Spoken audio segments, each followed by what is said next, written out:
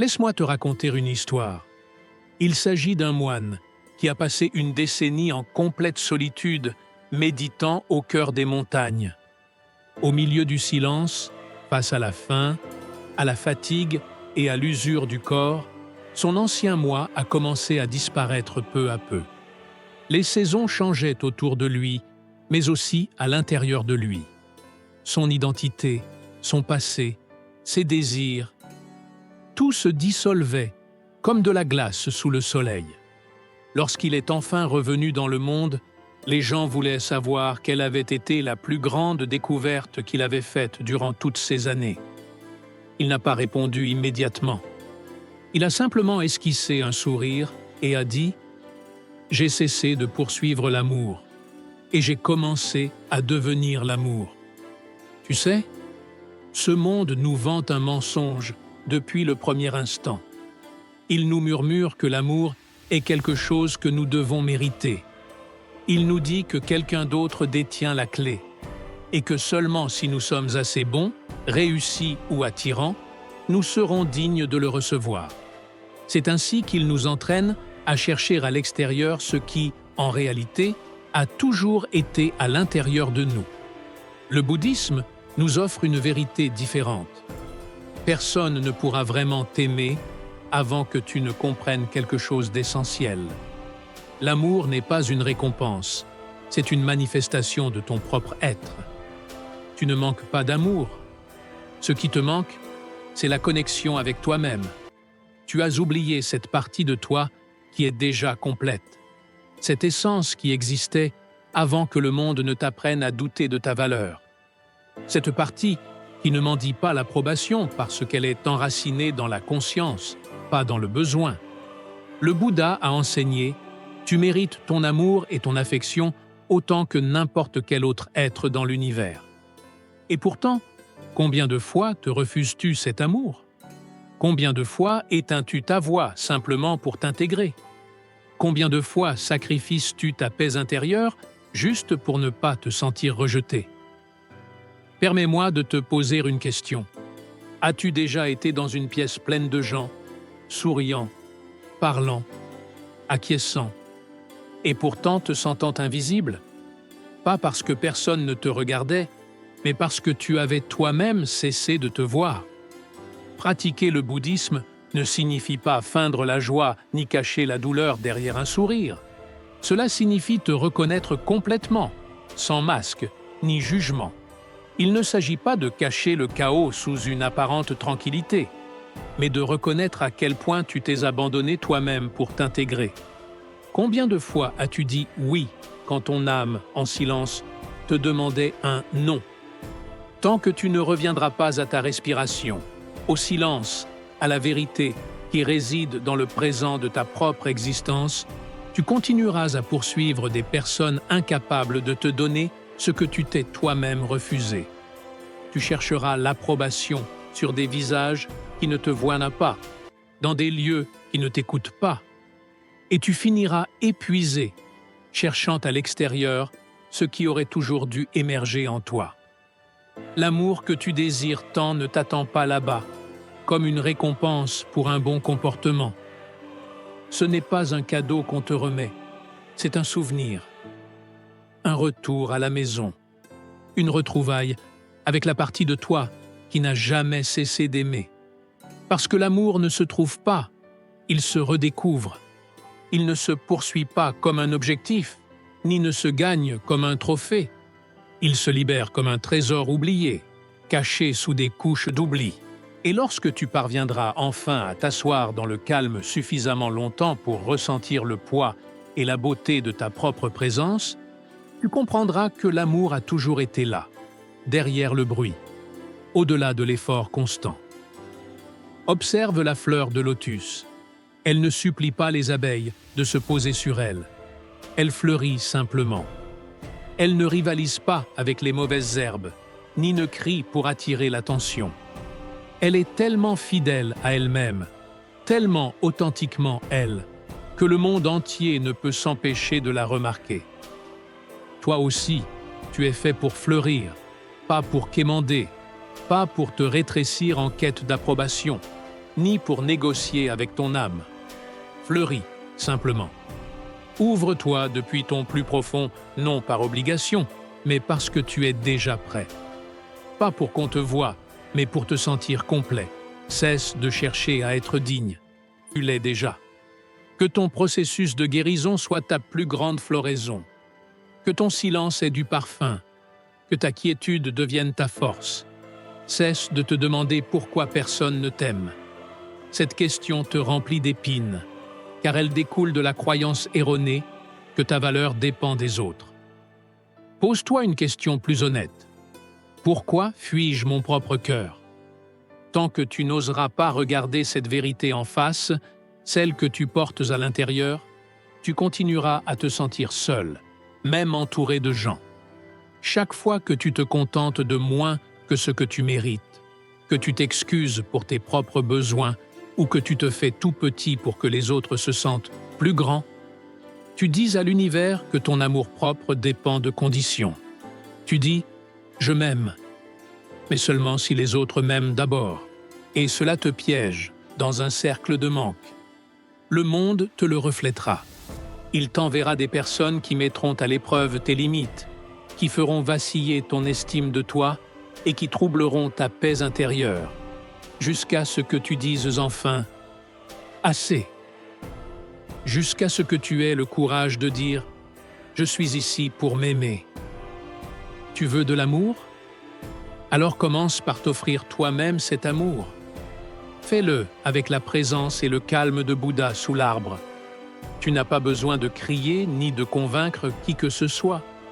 Tu as juste besoin d'être là, en silence, ferme, sans demander la permission d'exister, sans attendre que quelqu'un vienne te valider. Cette forme d'amour-propre n'attire pas le monde, elle le transforme. Et voici la vérité, aussi douloureuse qu'elle puisse paraître. Personne ne pourra t'aimer plus profondément que toi-même. Et si quelqu'un essaie, tu ne le ressentiras pas comme quelque chose de réel. Cela te paraîtra suspect, inconfortable.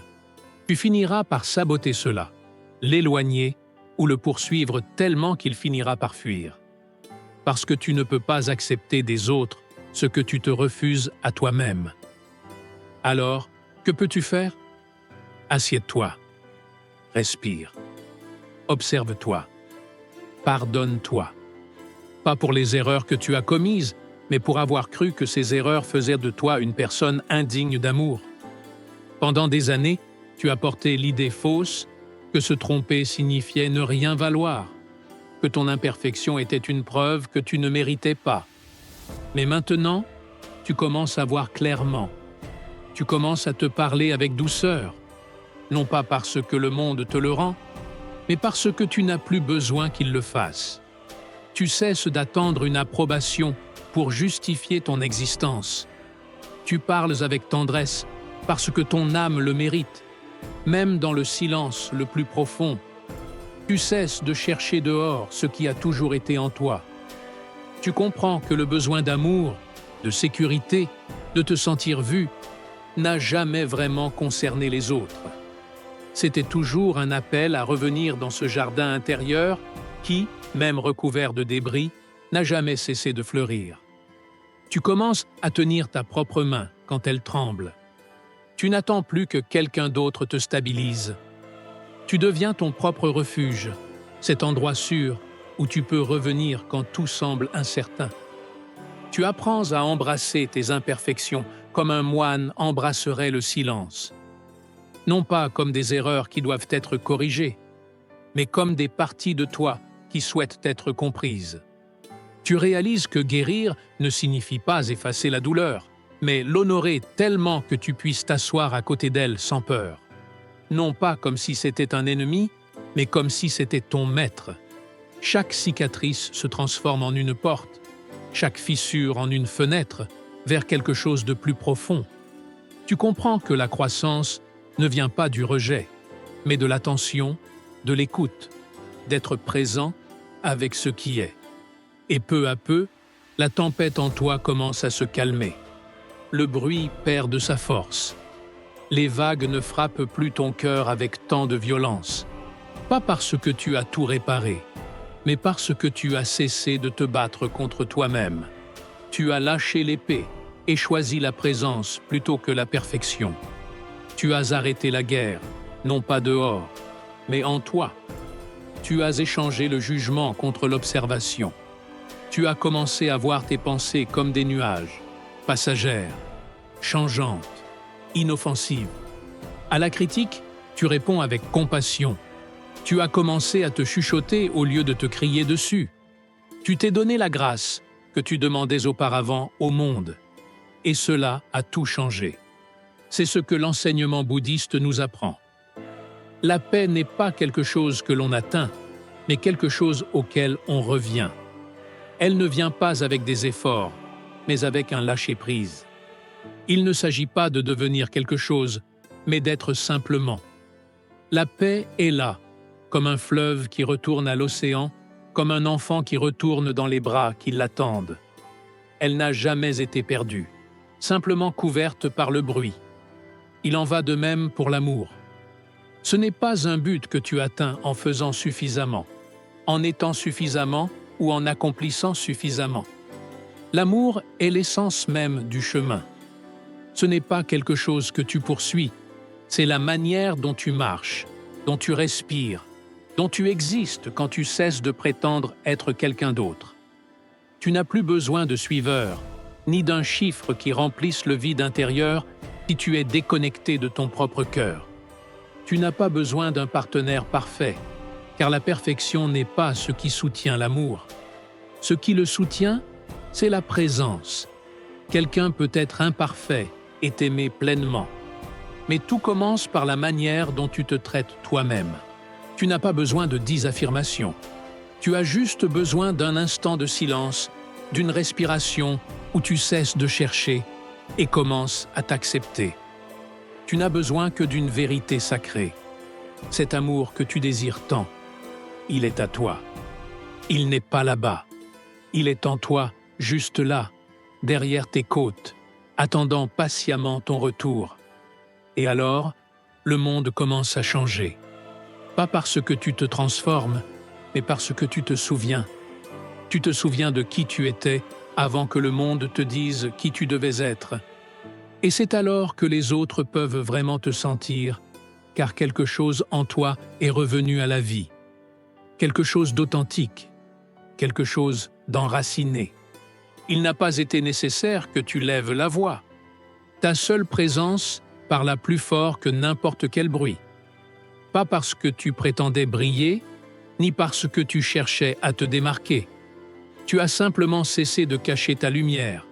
C'est ton silence, authentique et réel, qui a permis à ta vérité d'émerger du plus profond de toi. Si calme, si entière, que tu n'avais plus besoin de prouver quoi que ce soit. Tu étais juste, et cela suffisait. À ce moment-là, ton magnétisme ne venait pas de l'effort, mais de la vérité. Et cette sérénité te transforma en quelque chose d'inoubliable. Tu n'étais ni bruyante, ni voyante, mais ton essence se ressentait dans les cœurs, prêts à te voir pour de vrai. Voici ton chemin maintenant, pas pour être aimé, mais pour être l'amour, pour incarner l'amour, le respirer, le marcher, l'irradier à chaque pas, constant et inébranlable, comme une montagne que aucun vent ne peut ébranler. Tu n'es plus sur la scène. Le masque est tombé. Maintenant, tu existes simplement, entière, authentique et éveillée. Et cela suffit amplement. Lorsque tu es ainsi, plus personne ne peut t'ignorer. Pas parce que tu cherches leur attention, mais parce que ta présence devient un miroir où les autres reconnaissent leur propre vérité. Même toi, tu ne pourras plus nier ta lumière. Tu te souviendras de qui tu as toujours été, sacrée, digne, complète. Peut-être que cela est le vrai réveil.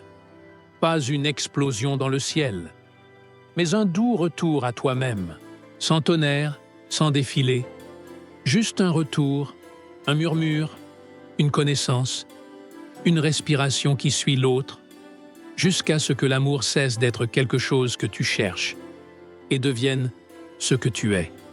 Toi, comme chaque âme dans l'univers, tu mérites ton propre amour et ta tendresse. Ce n'est pas de l'arrogance, c'est de la clarté. Tant que tu ne te regardes pas avec compassion, tout ce que tu offriras portera l'ombre du vide. Tu ne peux pas donner depuis un cœur épuisé, et tu ne devrais pas. Si ta compassion ne t'inclut pas, elle est incomplète. Tu peux prendre soin du monde, soutenir les autres, tout donner. Mais si tu te laisses de côté, tu avances d'un seul pied. Tu mérites la même douceur que tu offres aux autres. La paix ne naît pas du succès, ni des applaudissements, ni de l'approbation extérieure.